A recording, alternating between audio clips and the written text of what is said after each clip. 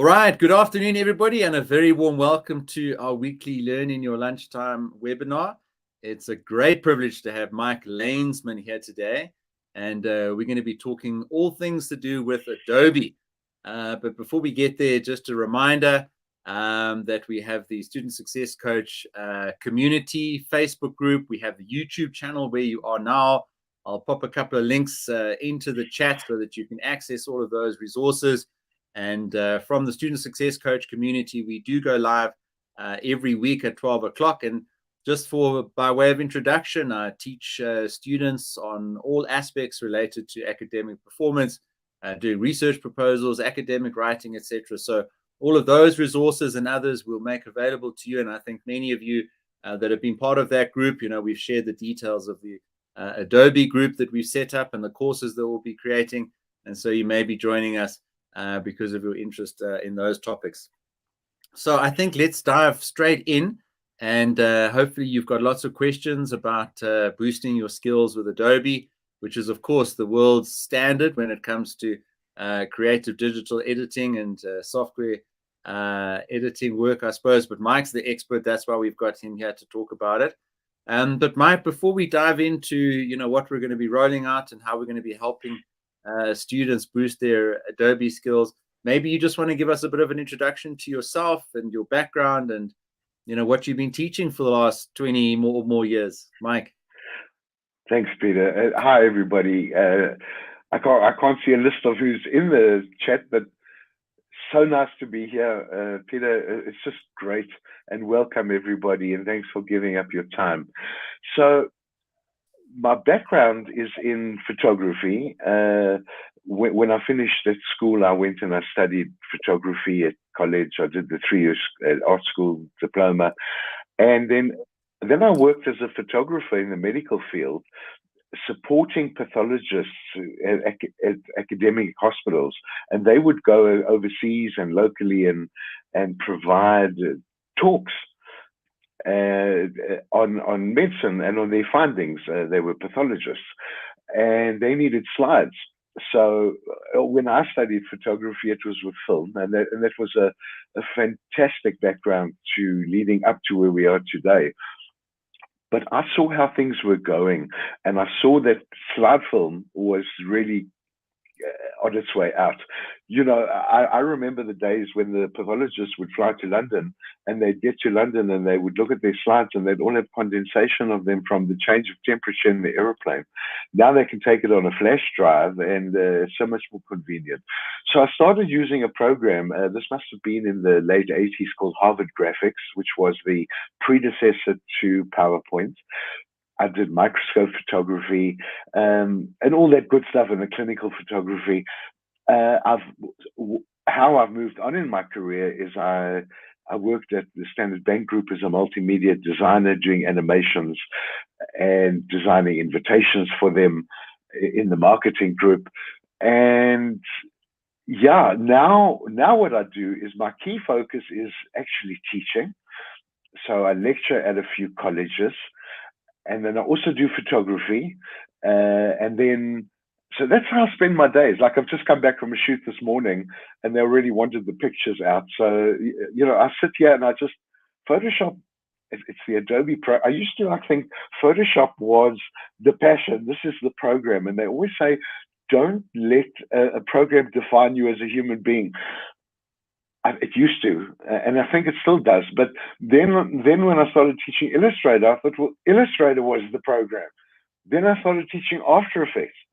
So I teach all of the, not the web-based programs, but the print-based programs, Photoshop, InDesign, and the video. Photoshop, InDesign, Illustrator, Acrobat, Premiere Pro, just those wonderfully exciting programs. I'm not great on the web. I'm not good on that. But the print stuff, and I helped the client last night after hours. They're putting children's books together. I've also been involved in lecturing as guest lectures at Adobe South Africa. I have a colleague who very kindly asked me to when she was still involved with Adobe, to go and give some guest lectures, which was great. I lectured at a photo expo, which is a local photographic show that they have every year. So on Adobe, well, I have the programs, and Apple supplied me with an iPad, and I was showing the crowds who came to the Apple stand how Apple integrates with Adobe. So it's my life. I just love this. This is what I spend doing, either editing or recording. For those of you that might know me, who's on the chat at the moment, I tried to embark on a marketing campaign. More than marketing, it was to try and impart my passion, to try and pay back to community. I have had wonderful mentors. When I was writing the Adobe exams, I had wonderful Adobe mentors who just shared so freely with me. And sometimes, I've been referred to like as the old house doctor, where I just want to share. And sometimes it's not even all about the money. Of course, we're trying to all earn a living, but it's about giving back to the community, some less privileged, either in background or just in knowledge. It is such a wonderful world that will open up to you, whether you're using Photoshop. Well, you also will get called upon, like the family doctor or the family lawyer. Can you do the family function, please, for photographs? But you'll get called upon. Photoshop, for example, if we start out, can be used to improve your holiday snaps. And I'm not trying to start a whole lecture here, but I'm just trying to say, you think your pictures look fine, but your camera cannot capture the images with as much integrity as your eye sees it, because that's why you'll never have a fully automated camera, because you're always going to have someone who edits it afterwards. People will say to me often, "Oh, I'm a purist. I don't need Photoshop. It's cheating." The story is, and we can spread this out to many branches. When you took your roll of film to CNA or to your pharmacy or to Kodak, with the printing machines did those corrections for you anyway. So you might not have been a great photographer, but Kodak machines made you a great photographer. We need these programs in our lives. Lightroom, Photoshop are our darkrooms. We just do it in the light. So you might be called upon to edit your own, you might want to edit your own holiday snaps. You might be called upon to retouch pictures for clients. You may want to set up I've got all these ideas, but I'm still like the artist, set up at a flea market, set up to retouch people's pictures, removing unwanted artifacts, and just getting enjoyment. Like, I found great comfort as using my Adobe skills in lockdown as a hobby, because it's not just a job, it's a passion. So whether it was video editing, putting animations together, editing photographs, finding out new Photoshop techniques, I'm always learning and I'm always wanting to share it. And hence we come to the Facebook group, where it's a community group where, and I've already had some questions, like, I'm not sure if she's on now, but Pam Lansdale actually asked me a set of questions. For example, like, she comes from a very solid graphic design background. What are the latest innovations in the Adobe programs since she was doing them 15 years ago, and what are the new shortcuts? These will all of these answers will be posted, so you don't have to sign up. I would love you to sign up. You should sign up for the community. We're working very hard at developing courses that we want to, and I don't believe they're very expensive courses. We're going to be sharing that passion with you. But so even if you don't sign up for our courses, sign up to the community group. We'll give you support. We'll give you tips. We'll give you tricks. It will give you smart tips. We're going to keep recording the smart tips. As those of you that have, sorry, I'm just trying to read these messages. Thank you. Okay, so I'm back now, Mike. I had load shedding. Is there? No, I had load shedding. You said your passion is visible from where you're enunciating yourself. Thank you. That is like, that says it all, because this is me, Mr. Passionate. How do I teach? I teach with passion. I don't like to give a 40-hour lecture. You may find some of the lectures that we eventually decide to go live with will be more of a masterclass. We'll take a little bit longer, going into a little bit of detail, but it's not starting from the year dot and how we got to this place. It's the passion that I'd like to impart to students. And there is when I was saying about the house doctor, yeah, I do make house calls. Sometimes I do private sessions at people's houses, or they come to me. But there's a great value in hybrid distance learning.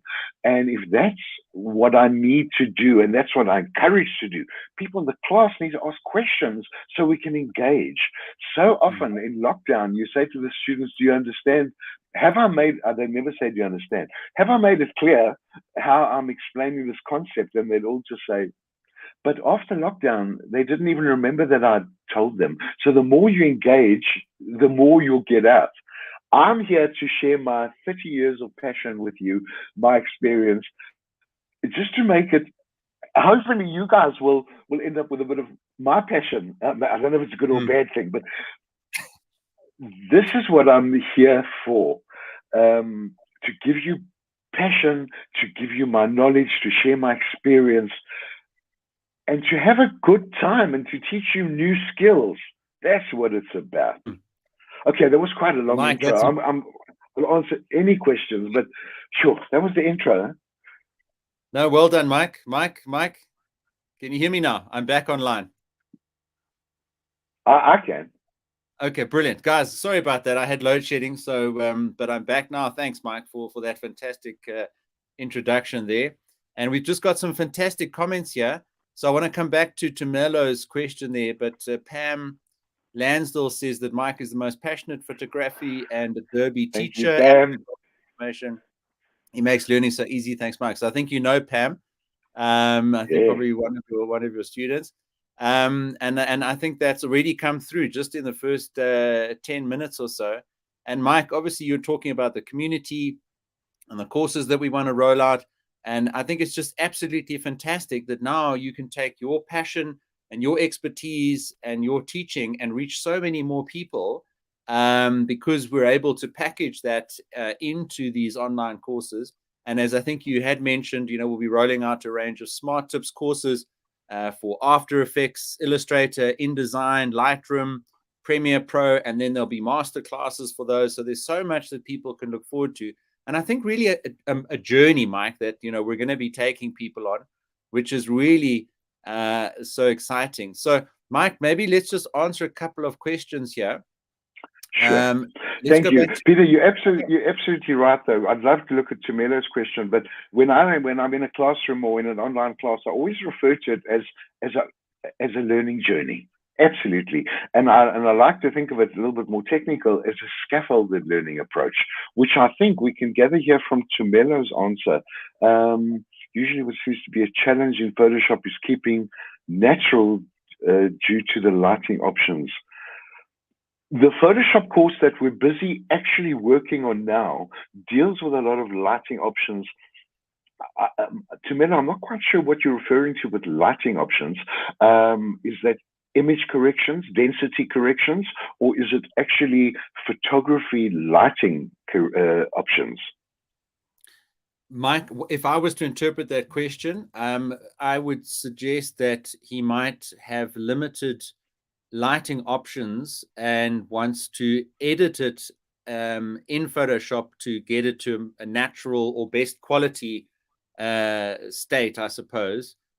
So all of those technical methods that you mentioned, we definitely will be including in the courses that we'll be rolling out. So Tumelo, to answer your question, can you please recommend a course that assists? Absolutely. We would recommend Mike Lanesman's Adobe Photoshop course, which will be coming out soon. Yes, there's definitely a quick answer to that question, and I think Peter's probably interpreted it absolutely correctly.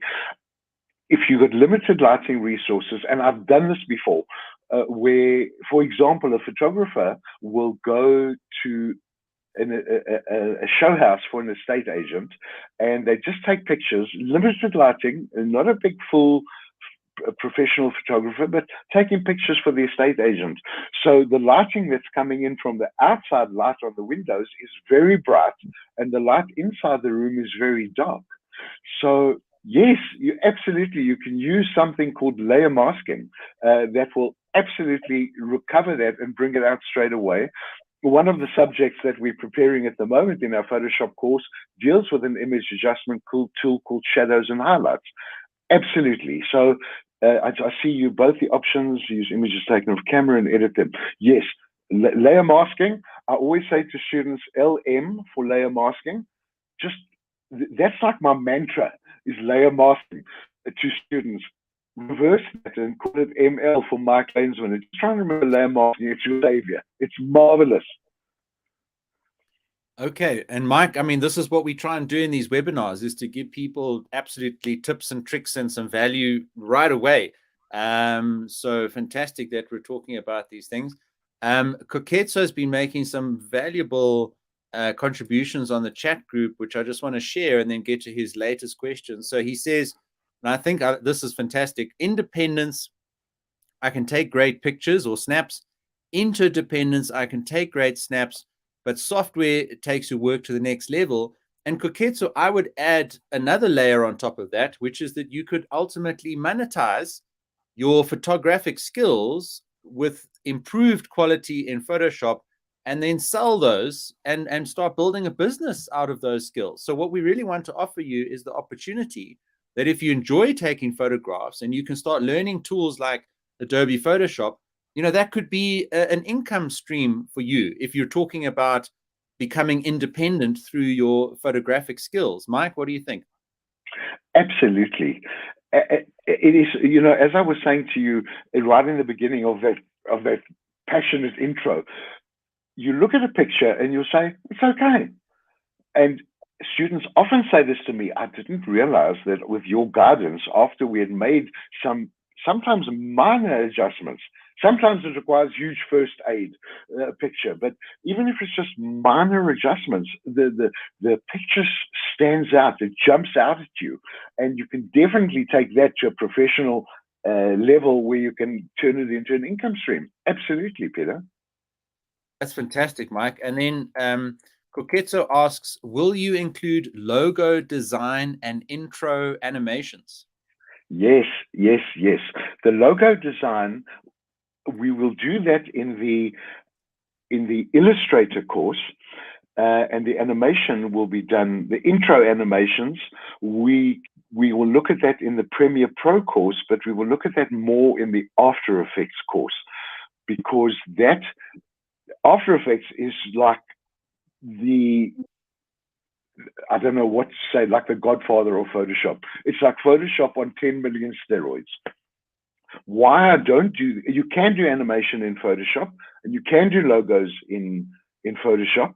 I don't like to teach that, because if Pam is still on this chat, she will actually, I'm sure, wholeheartedly agree. When you're creating logos in Photoshop, you're working with pixels. So just a little bit of steering towards the teacher in me. We get two types of images in graphic design. You get a raster image, which is made up of pixels, and you get a vector image, which is made up of vectors, like you learned vectors at school, mathematical lines and shapes. Vectors, as you create in Illustrator, do not pixelate. So you can make a logo and blow it up the size of 40 billboards. It will not pixelate. Photoshop images will pixelate. Not your photograph. Your photographs will, but you're not going to blow it up to that size. But that's another story. So logo design, the correct way, is not to actually design a logo in Photoshop, but to design it in Illustrator. And animation the same. And the best tool to use is, and I want to show best practice for different programs. So I've got all this knowledge. We're just trying to put all these courses together, and it's amazing to be able to share it with you. Yes, that'll be the best program to show you intro animations. Animations are also very easy to do in Adobe Premiere Pro, and especially in the latest version. You get automatic pre-programmed animations already in Premiere Pro. You just change the text, but you can customize them with a little bit of knowledge and a little bit of guidance from an instructor, and you can get great intros. Amazing, Mike. I'm learning so much. I mean, this is absolutely incredible. And Mike, I mean, maybe let's just pause a little bit and maybe let's just ask you. You mentioned that you are a certified Adobe trainer. You've actually lectured on behalf of Adobe. You've obviously built a bit of a relationship with the company over many years. I did a little bit of research on Adobe, and I just, wrote that little article there, which I put in the chat. It was started in a garage, and they named the company after the stream that ran behind the house, which was called Adobe Creek. So all these little insights about the company. And Steve Jobs actually tried to buy the company outright because he could see the amazing technology that they'd put into their PostScript format, which had that vector imaging algorithm that you speak about. So absolutely just a fascinating suite of products and built with amazing technology and a company with an amazing reputation. But what I'm interested from you, Mike, is why you think Adobe is the industry standard with such a high quality range of products that cater for all of these creative design requirements. What do you believe is their secret sauce? Yeah, that's a great question, a big question. Just going back to your one point, Peter, Steve Jobs ensured that Adobe licensed Photoshop only to Mac. It took a long time before it got to Windows. I was using the Macs with the stripy Apple logo in those days. It was only available on Mac. Why is Adobe so successful? Because they have got absolute geniuses involved as programmers. They get input from photographers. They get input from visual experts, from visual psychologists, and the programming. It was some foresight, some amazing foresight. As Steve Jobs always said, he wants to create a desire for a product that hasn't even been developed yet. And digital photography was still in its infancy when this came out. So it's somebody it's a team. If you go and look at the about screen on like Adobe Photoshop, there are tens of designers and people who are involved in it. They each take different sections. Just the foresight that was involved in putting this program together, and they've done it flawlessly. I'm very much pro Adobe. There are some other programs, but I would say they're more difficult. People will say, "Oh, you must use the GIMP or one of those free photo editing programs." It makes sense when you've had a little bit of experience, a little bit of training. These programs make sense. Even the way that they've designed Photoshop, InDesign, Illustrator, they all look the same. The graphic user interface looks similar. The tools are a bit different, but they all look similar. It's not a big culture shock to your system. You've got very similar related elements in your graphic user interface. They've thought of everything, but everything. And that is why it's the gold standard. It has always been the gold standard in image editing, certainly, and in animation, like After Effects. Unless you're working at Pixar, I think they use different animation. But if you look at, I think it's for Manhattan, those wine gums, and they drop it off and it explodes that's After Effects. You see that on TV. So that Centrum advert. And this is how I watch TV now. So that was InDesign, that was Illustrator, that was After Effects. Those exploding TV effects. That's InDesign, After Effects. Adobe have thought of everything, and they've got brilliant minds working to where they want you to work, because that's how they know the industry is heading. I hope I made sense in that long-winded answer. No, Mike. So basically what you're saying is, people that are interested in joining this community, and I put the link to the Facebook group there, they'll potentially start to understand the world's best digital creative software from one of the industry's most passionate and well-respected teachers like yourself. And thirdly, start to set themselves up for income streams and opportunities. And I was just looking at some of the people that have been joining the Facebook group and why they want to join. And they talk about taking photographs for their church, or wanting to start a business, or taking photos for their friend's wedding. There's so many applications and such a range of products, in that Adobe suite. And to have someone like yourself teaching them and helping them every step of the way in that community that we're setting up in the Facebook group, where we can also ask and help each other, right? And use our own insights and our own lessons to support each other, which is the role of, I suppose, a community with access to someone like yourself as a bonus. Mike, I think, that whole ecosystem of Adobe expertise and packaged learning content, for me is absolutely incredibly exciting. So I want to just get now to Koketso's question here, because, and if you look at the evolution of Adobe's products, and you spoke about how the user interface is standard, but the features are different for each of the different products. Obviously, there was a point where they bundled everything into this Creative Cloud. And then instead of, licensing individual products, you would then subscribe to this cloud service within which you could then access, any of these different products. So what is the pricing model for Adobe, and how does that relate to the Creative Cloud? And is it affordable for people? I saw that Photoshop is coming out on the web, but let's just talk about Creative Cloud and their sort of subscription model and how that works in relation to Koketso's question. Thank you. So Adobe, I'm surmising that Koketso is saying, can I pay 8,000 Rand and buy the program? No, you can't. And I had this chat with my colleague Carla at Adobe when she was there. Even when you bought like Photoshop CS6 and you said, I own it now, you didn't own it. You owned the license to the CD to use it. When I started using it, it was on stiffy disk.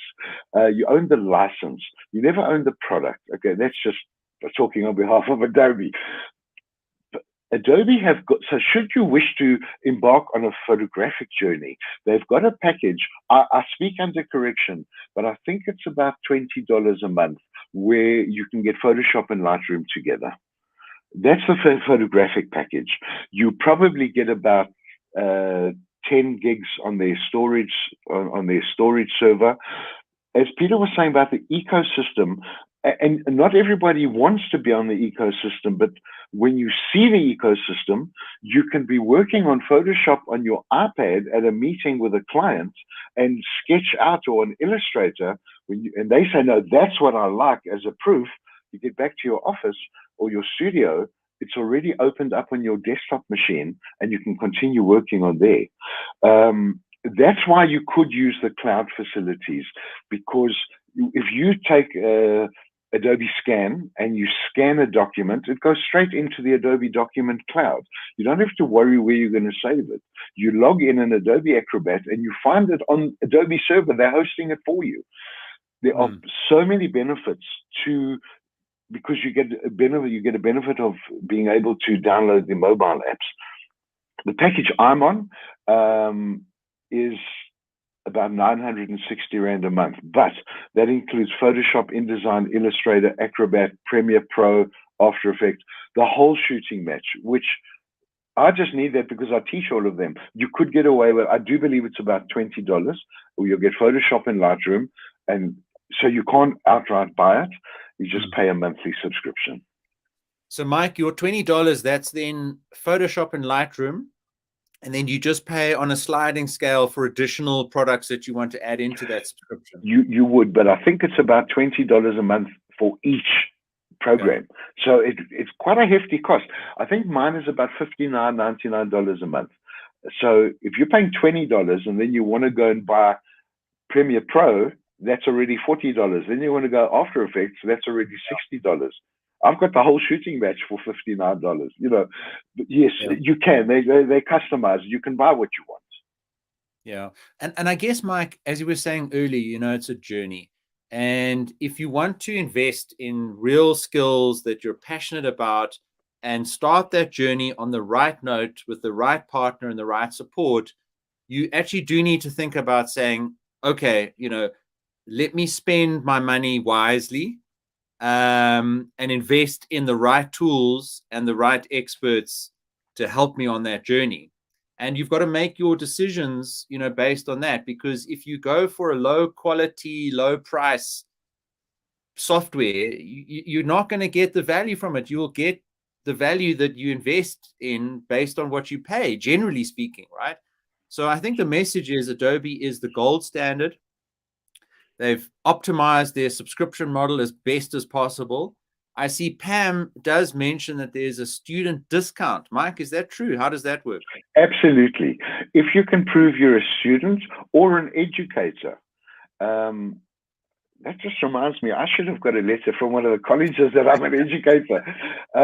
Yeah, if you can give them a student card and a valid student registration, it's a huge discount. It's like affordable. It's affordable. That's amazing. Some of the colleges are actually building into their registration fee, so that the student walks into the college and they'll get a laptop and they'll get their own Adobe license as a student. Yeah, it's about half the price, if not more. It's a very good deal. Okay, Mike, that's fantastic. And Pam, I don't know if you're on the Facebook group, but if there's any more information about that, if you could share that into the Facebook group for everybody to get the details of it, and a huge group, I think, or portion of our community is potentially going to be students who obviously don't have then a day job and other income. So if there is a discount for them, that would be fantastic. So Pam or Mike, if you're both able to share the details of that, absolutely, that'd be great. I see Adele mentions that she's been using a package for 8 years now, started with a student package around $550 per month. Hello, Adele. Do you know Adele? Yes, Adele's been to my house for training. Fantastic. Okay. Oh, well, we've got Peter, I think what you're saying, Peter, is my brother-in-law is very famous for saying this. You got to spend $1 to make $1. And as long as you do it wisely, you don't go waste the money. If you focus, and this is going to be my direction, you're going to spend a little bit to make a bit more. Yeah. Yeah. Mike, I absolutely, totally agree with you. But then, if you invest in the right tools and the right skills, the benefit that you get and the rewards that you get from that wise investment, is going to pay dividends long into the future, which I think is a very, very important message. And consensus is that was exactly what he was asking. There was one question here. Tamelo says, would you recommend Photoshop editing software or 3D software for more believable backgrounds when it comes to images? Let's talk backgrounds, Mike. It also, Tabelo, thank you for that. So I personally I would recommend Photoshop for, sorry. I personally would recommend a photo editing package like Photoshop. When you're doing backgrounds, I wouldn't put photographic backgrounds like for portraits. I wouldn't put them into a 3D program. So the other 3D package that I am teaching at a college at the moment is called Blender, where you can create fantastic 3D models. It's a wonderful 3D program, and you can create very simple backgrounds for your pictures.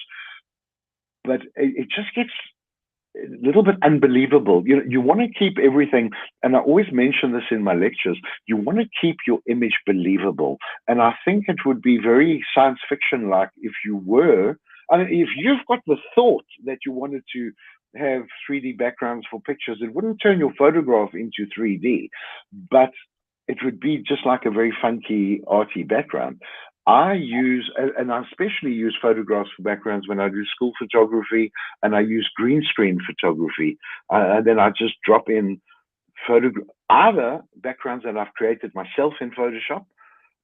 Peter, we should look at that as a beautiful avenue as well. But I personally had never thought about it. So you got me thinking. That's what Peter says. When you all get together and you chat and you're all like-minded thinking people, only positivity can come out of it. You should try it. I mean, if Tumela wants to message me on the group, I'll certainly put some results. I've got images. I'll try and make 3D backgrounds and post them on the Facebook group. It's a great idea, but generally I use photographs. You get very nice abstract scenes that you can substitute your green background for a background. Yeah. And Mike, I mean, we're going to definitely do that. I mean, we'll be running competitions. We'll have prizes. You'll be able to judge prizes for people and their Photoshop editing skills. I mean, all of that is coming, and people will be able to look forward to that as we build out this community. So if everybody can please just tell their friends who are also interested to join us as we get it going, and as we build out the courses, there'll be more and more that we can do. And on these webinars previously, Mike, you were talking about, when you join up as a student and you get a laptop, we've had donors, we've been able to give away laptops in these webinars. We've been able to change people's lives, through this community. And now Adobe skills is something else that people will be able to use to develop those skills and build out their profile and add to their abilities and skills, which is just uplifting people for their benefit. But Taniko asks a very good question here. They joined because they want some graphic design skills, but they don't know where to start. So let's go from that beginner. We started to touch on it a little bit, maybe starting with Photoshop and Lightroom, etc. But Mike, I mean, let's start now. Let's answer Taniko's question about where do they start. So I've got a few answers for that. I never want to overpromise and underdeliver. I am primarily, and due to the fact that I have written the Photoshop exams, Adobe exams, they're very technical. And some of these programs, and don't let that scare you off, they're very technical programs. I teach the skills required to use these programs. I'm not a graphic designer at all. I have got plenty books on design, and I keep reading up on it, on logo design. So I'm not your designer. But when it comes to, for example, when we get into our Illustrator course, there will be little hints and tips as to designing a logo. That will stand you in good stead. But I'm more of a skills-based lecturer, but we do projects. So in the Photoshop class, every single lecture, you're doing another skill. We give you the files to download, and you're doing the corrections or any of the effects with me. Same as with Illustrator. We'll say, right, in this lecture, we're going to design a logo. I would recommend what I'm going to do is I'm going to design a round logo. So I'll show you the right tools to use to create the circle. Then I'll say, let's create a squiggle. Then I'll show you the tool to make a squiggle. Then we'll put a placement in of another little small 2 circles. I'll say, I would recommend we place them on the left third of the illustration because of the rule of thirds, which would which would make for a more interesting composition. I throw in little design tips and tricks as we go. And in InDesign, where we actually create a menu, a food menu for an Italian restaurant, I also will say, like, we're going to do a left and a right page for the menu. This will be the breakfast menu. That'll be the lunch menu. But let's move this text to that side of the page and not just mirror it from this side, because graphically it will look better. They're just tips and tricks. It's not a design course. It's how to actually use the program. So I hear what you say. The other thing is you will find designers on this group. I just don't know if they're all available to do any kind of tuition, but I dare say that I might get really bad looks. Pam is your design person, but she's that's the value again of meeting in a community forum. I'm sure she's not taking on any private work, but she is phenomenal. I mean, if you are, I can give you names of other people who could maybe assist you with design. But before you need to be able to, so it used to be at one of the colleges that in first year, the first year students designed everything with pencil and paper. Second year, they were taught how to transfer those skills onto the computer. So if you've got the skills, you need to work out how to transfer them onto the computer. But I'm not a graphic design lecturer. I can't falsely represent myself.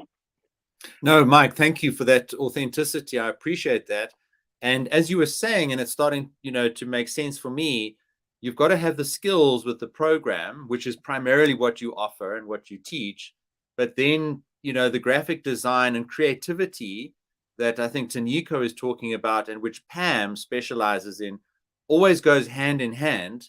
And what you'll get primarily from this community is the skills and the tools, as well as some of the tips and tricks and ideas to start building out your graphic design skills as you're increasing your knowledge about the tools, right? And then, as you say, Mike, if we've got other people and experts in the group that can give advice and input, and share details for people that are actually offering and teaching graphic design, tuition and consulting, absolutely. I mean, I think that's the whole purpose of the community, is to put people in touch and maximize the benefit for everybody else, right? That's exactly what we're trying to set up. Mike, another question here from Oratile. And I mean, you as a photographer will be well placed to answer this question. And it's a question that I would have as well. What's the balance? And I'm just paraphrasing Oratile's question here. How do you know whether to invest in your photography skills while you're capturing the original image versus the editing skills of working on that image after you've taken it? How do you know where to put your time and investment in your skills? The two go hand in hand. That is such a wonderful, well thought out question. You have to focus, no pun intended, on your photography skills to get the best image you can get from your camera. We have to bear in mind that the camera has got, from the days of film to our digital cameras today, no matter how much you pay for them, whether you're paying 6,000 Rand or 150,000 Rand, they all work on the same principle. The basic principle is they only understand averaging out of light. They cannot specifically say, well, I'm now going to look in the shadow areas of the garden, but I'll also look at the sun in that, and I will make the two perfect exposures. A camera cannot do that, because a camera, not like your eye can see 100 different, for example, maybe 100 different ranges of brightness, and you can look at a backlit landscape or a backlit house at sunset, and you will still see the detail in the house, and you will see the sun is bright. On a camera, no matter how expensive the camera's light meter will say, I'm exposing for the brightest part of the subject, and that is the sun. Your house will be silhouetted. So cameras have improved now, and that's why you're paying more for them, because they will try and take into account when there's an extreme difference in brightness range. That is why and no camera can adequately deal with that. It just can't. I know Nikon and Canon and Olympus will jump down my throat, but it can't. Even though it's got 24 different brightness factors it'll handle, the camera can only do as much as it's been manufactured to do. So you've got to focus. When you edit pictures, you just want to lift your images just a little bit. As I said before, if you really have got an oops, you have to do first aid. But then you have to have the basic Photoshop skills to lift that image slightly. So you need both.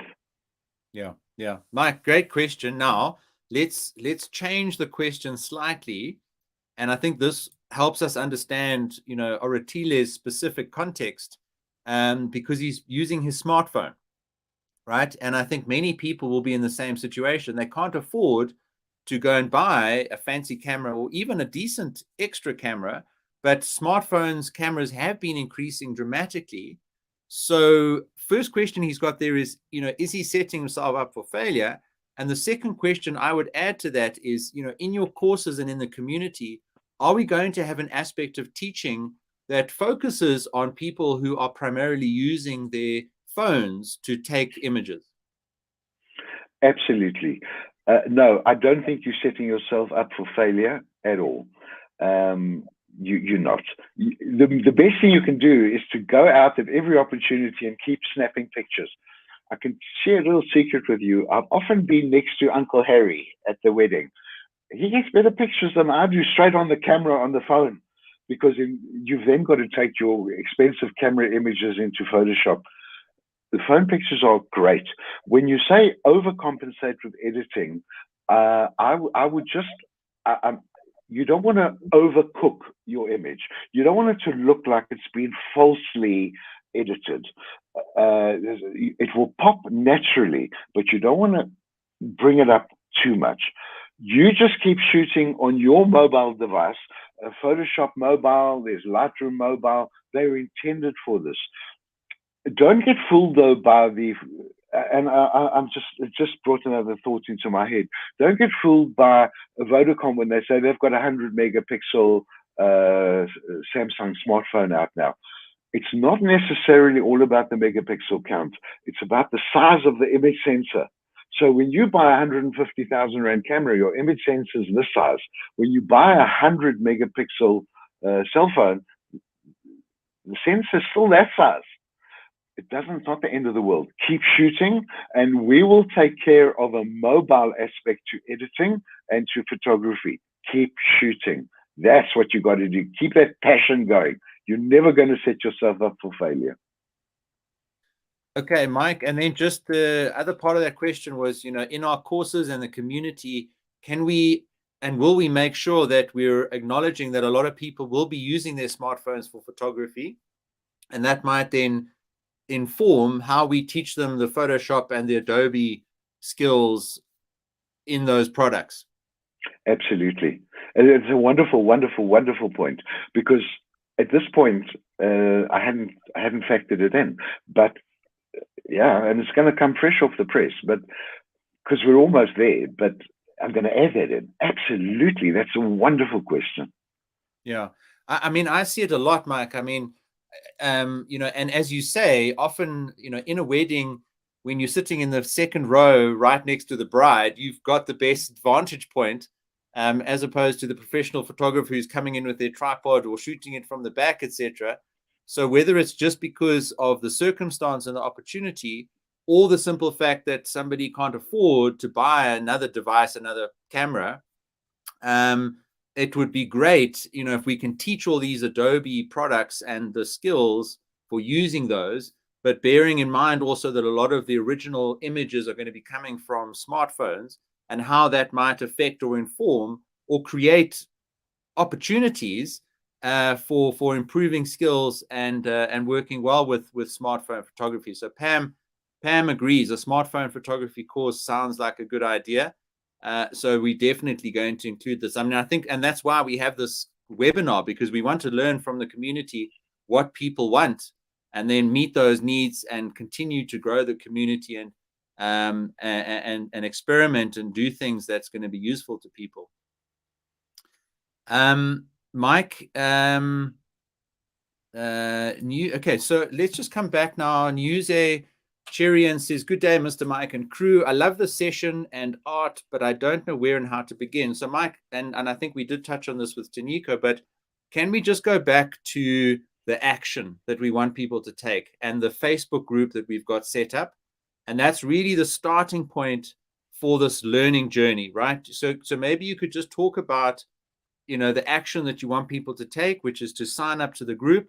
And then when they're in the group, that's where we'll have our discussions every day. We've got a couple of experts already posting in there to support you, not having to be the only person, but just remind everybody what you want them to do today to get going on this learning journey, which answers this question of where to begin from now, from this webinar. Yeah, thank you. That's excellent. We want you to be active and to sign up on the community group. For those of you that have signed up already, you will notice you're getting smart tips every day. That's kind of a deep dive. So that will not be the primary focus of the classes. The classes take it step by step. How did I get to that point? Well, I got there, and there. On the smart tips, it's just, that's how you do that technique in 5 minutes. You do it. So don't be scared off by that approach. That's just to to see if it interests you, if the technique illustrated in the smart tips interests you.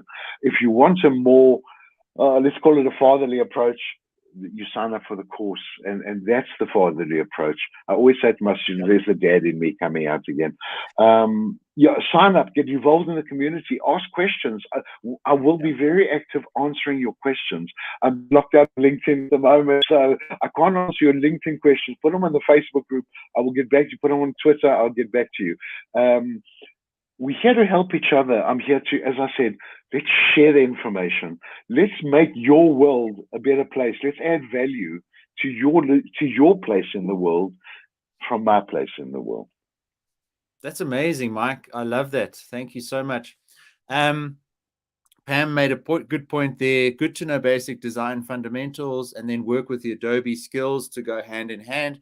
So Pam's going to look for resources and add that onto the group there, which will be great. Koketso's got a question here. We've got 10 minutes left, guys, so we'll pick up one or more questions and then leave it there.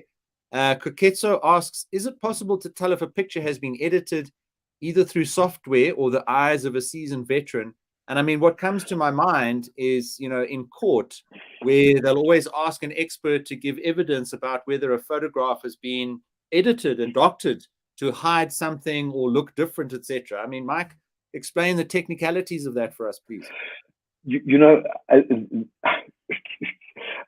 it's a wonderful question. So in one of my photography lectures that I give at a college, I actually intentionally have found images that have been photoshopped. And you can see that they're photoshopped, and sometimes you can't always see that they're photoshopped. I'll just give you a bit of background history. There was an image for National Geographic magazine where they had to have a portrait orientation for the National Geographic cover. They took a picture of the pyramids in Egypt and they shrunk them so that they could fit in. Not okay. They took a picture of one of the, but in a high quality publication, you can't get caught doing that kind of thing. There's a picture of George Bush with an alien that you can clearly see has been photoshopped. Unless you go look at the metadata of an image, difficult to tell. Can you see the date it was captured? And then if it was worked in an image editing program, the date it was modified, that will be a telltale sign. If you have somebody who's very good at photoshopping, and I don't fall into that category. I don't want to make, you know, Marilyn Monroe's head on my wife's body, you know, that kind of thing. If you looked at metadata, you probably would be able to tell if I told you the date that it was created in camera and the date you modified it. But if they were to copy that picture and put it into a new Photoshop document, for example, you wouldn't be able to tell anything. You lose all the metadata. So a keen eye, and if you know the subject very well, you would know if it's been photographed. Sometimes putting three people together, you don't notice. Yeah. And Mike, I mean, there's obviously been those privacy concerns where, you know, people are sharing pictures of children on social media, and then you can actually go find the location from that image file. Is that real? Absolutely. And that's why they say don't post pictures of your kid on social media. Also, I know that I think it was Nikon that picked up one of the cases I've heard of. They picked up a stolen camera because somebody posted a picture straight out of the camera onto, I think it was Facebook or Twitter. They picked up the serial number. You can pick up serial numbers of the camera from your metadata, and they traced, because they got an IP address of where it was sent from, and they traced the stolen camera. You can absolutely absolutely. You can pick up metadata of location. You can get your smartphone to pick it up, and it'll use Google Maps and it'll take you there. Wow. Gosh, Mike, I've learned so much this afternoon already, and looking forward to seeing ongoing discussion and questions and smart tips and the availability of your courses when they come out in the Facebook group. So just a reminder to everybody to please click on the link that I put in the chat there and join us in the Facebook group. That will really be the start of your journey. And whether it's graphic design, Adobe skills, smartphone photography, this whole world, you know, that you'll now be able to get access to which on the Adobe side, led by Mike, and if there are others that, we want to get access to and leverage and help you on that journey, this is a community that we all want to benefit you as much as possible. And Oratile says, thank you for answering my questions. You mentioned something very interesting in that process. For decent photo taking smartphone, what camera specs should one look for? So Mike, you made a very important point around, the adverts for the phones from Vodacom or whatever will always emphasize certain specs, but that's just to get you to buy the phone. What are the specs? I think you did mention this, but what good smartphone would you recommend for good quality photography and editing afterwards? You know what they say, what's the best camera? The one you've got on you at the moment, and that's your phone. Apart from the earlier workhorses of those early Nokia phones that put out really cheap and nasty images, I think everybody's probably using a phone 3-4 years old. That's absolutely fine. It can be Samsung, it can be Apple. I'm just an Apple freak, but not a freak, it's the wrong word, just a total brand maniac. Apple, Samsung, Lenovo, whichever the makes they are, if it's about 3-4 years old, perfect. What you need to focus on, and we'll deal with that when we create a course, the main thing that you can do yourself a favor, when you take the picture on your smartphone, camera technique is so important. If you pick up the camera, and I'm just going to over exaggerate this, your smartphone, for example, and you take the picture, your picture is going to be blurred. It's going to have camera shake. So the more stable you can keep your camera, your phone, when you take the picture, that's already giving you a brilliant result. That's already going to improve your photography. Stay out of dark places. If you go, I'm just thinking there must be some caves around South Africa. Yeah. Kango caves, I think Sudwana cave. Going to a party at night, the camera needs to let light into the phone or into the camera. So if it's very dark, it's going to take a long time to let that light in. And then it's going to pick up movement while the shutter's open. Yeah. Photograph in lighter locations so that the camera can open and close, take your picture quickly, and hold the camera as steady as possible. Mike, I know when I'm at, parties or social gatherings and people are saying, okay, let's get together for a quick photograph, whatever, and then the sun is behind the subject, I always say, let's turn around, right? So that the sun, often if you're outside or whatever, the sun must be behind the person quickly holding up the smartphone to take a picture of the group, right? Or not too I'm much not quite sun, sure, but the light source. I just heard something about the sun. The biggest misconception that I don't know how I understood you is people say, when I was a little kid and I've been brought up with photography, get the sun behind you, son. It's the worst place to have the sun, because if it's behind you as a photographer, it's directly in the eyes of the subject. Get the light to be behind the subject, so that can also a photograph is a very much, we see it as a three-dimensional object in our eyes and in our brains. A camera, the minute you click the picture, it converts it to a two-dimensional plane. So we need some kind of differentiator that will give us a little bit more perspective, like shadows. Like if the sun is behind the subject, it will outline the rim of their hair. That is giving you more perspective and more depth to the picture. Don't get the sun behind you. It's in the eyes of the people, and they're going to have their eyes closed. So I've been doing the wrong thing then all these years. Okay, Mike, I just want to mention Taniko says her question's been answered, because she just needs to be equipped with the skills that will assist when starting to run a business in the near future. And Mike, I mean, this is what we need, right? Entrepreneurs in this country to start businesses, start creating wealth for themselves and their families, and potentially job opportunities for other people in their businesses. And that's really what we also want to be about, is to give people these photography and Adobe editing skills, so that, like Taniko, she can start doing logo design, menus, photography, and then start offering and selling those services to build her own business, right? Absolutely. Yeah, You've summarized it so beautifully. That's what it's about. It's about improving your life, improving your skills, and improving your family and your dependents' livelihood. But primarily focusing on a passion of yours that will drive some income. Yeah. Mike, I think let's leave it there. So last thoughts from yourself, and just a reminder to everybody to join us in the group. And then, that's where we'll have our conversations and updates, and, check in on that group, check the smart tips. We'll be announcing the courses. We'll be, making posts and updates and running competitions, and you can contribute and you can ask advice and ask questions, and get access to Mike and Pam and other experts, etc. So last thoughts from your side, Mike? I'm just hugely fired up. I think it was a huge success. I think your contribution, Peter, is brilliant. You just put things in such a succinct way. People who know me you will know that I just get carried off on a tangent, and Peter's the grounding force. So this is, that's why we're a good team, because I just go at a tangent with a passion. Peter's got the passion, absolutely. But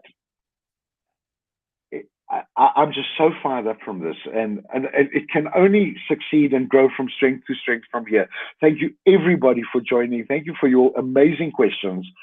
I just look forward to being back on the group and chatting and answering any more support questions and anything we can. Thank you, Peter. Thanks, Pam. Super, Mike. Thanks very much. Thanks, everybody, for joining. Pam, thank you for your feedback. Awesome session. Thank you so much, Mike and Peter. Taniko says, thank you so much, guys. Looking forward to learn more from you. I joined the Facebook group. Fantastic. We'll see you in the Facebook group. Everybody else, please click the link, join the Facebook group. We'll see you there. Mike and everybody, have a super weekend. Thanks, you too. Bye-bye, everybody.